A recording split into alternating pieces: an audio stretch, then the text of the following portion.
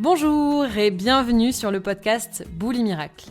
Je suis Kitri et je t'aide à te rappeler que la relation que tu entretiens avec l'alimentation est le reflet de la relation que tu entretiens avec toi-même, avec les autres et avec le monde. Si je ne fais pas X exercice ou si je ne fais pas X choix, alors je ne vais pas aller mieux, je ne vais pas avancer. Alors encore une fois, ça vient du fait qu'il y a une destination à atteindre. Et c'est bien cette destination à atteindre qui flingue l'humanité. On part du principe qu'il y a un état d'être, un Graal, qu'on va rencontrer un jour. On part du principe qu'un jour tout ira bien, ou qu'un jour tout ira mieux comme les autres parce que nous on est anormal et que les autres sont normaux. Et en fait, c'est toute cette histoire en fait qui n'est rien d'autre qu'une histoire qui nous flingue. Ce qui fait qu'on avance, entre guillemets, et on avance toujours, hein. L'univers est en expansion, nous aussi. Ce qui fait qu'on va mieux vivre les expériences que la vie nous propose. Ça n'a rien à voir avec les choix que l'on va faire. Ça n'a rien à voir avec les exercices pratiqués. Ça a à voir avec la posture intérieure depuis laquelle je fais l'exercice. Et il est important d'avoir à l'esprit que chaque exercice, chaque outil thérapeutique, chaque thérapie peut être apprivoisée, peut être vécue depuis deux espaces à l'intérieur de nous. Un premier espace qui est l'espace de l'amour, l'espace de l'âme, l'espace du divin. Et un deuxième espace qui est l'espace de la peur, l'espace du contrôle, l'espace de l'ego. Si je pratique un exercice pour un résultat donné, parce que j'estime avec ma tête que ce serait mieux que les choses se passent comme ça, alors l'exercice devient contre-productif, parce que je suis en résistance avec l'expérience de la vie. Si je pratique un exercice avec curiosité, parce que je n'ai rien d'autre à faire que vivre l'expérience pour mieux vivre l'expérience inconfortable qui m'est proposée et accueillir cette expérience, alors l'exercice devient salvateur.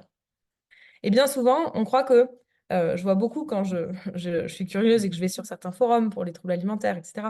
Je vois beaucoup de j'ai essayé tel outil, j'ai essayé l'hypnose, est-ce que ça marche ou est-ce que ça ne marche pas? Et ça, c'est vraiment le signe que on a donné tout son pouvoir à l'extérieur, tout son pouvoir à l'apparence, tout son pouvoir aux exercices, tout son pouvoir à l'extérieur, en fait.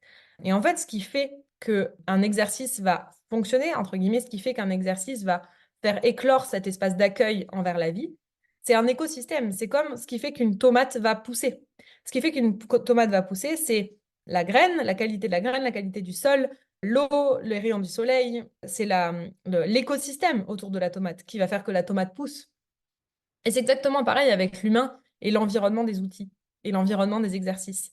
Si je fais un exercice pour pousser dans la direction que je me suis mis en tête avec ma tête en me disant qu'il fallait que je prenne cette direction pour être quelqu'un de bien, pour réussir ma vie, pour être joyeux, pour profiter de la vie, pour construire, pour je sais pas quoi, si je fais les choses dans ce but-là, alors toutes mes thérapies deviennent involutives en fait, puisque je suis en résistance contre ce que la vie propose. Et à l'inverse, si j'utilise les outils depuis un espace d'amour et de curiosité, pour expérimenter et peut-être mieux vivre ce qui est proposé, alors dans ce cas, je guéris intérieurement. Et la meilleure recette pour guérir, c'est se foutre la paix, justement.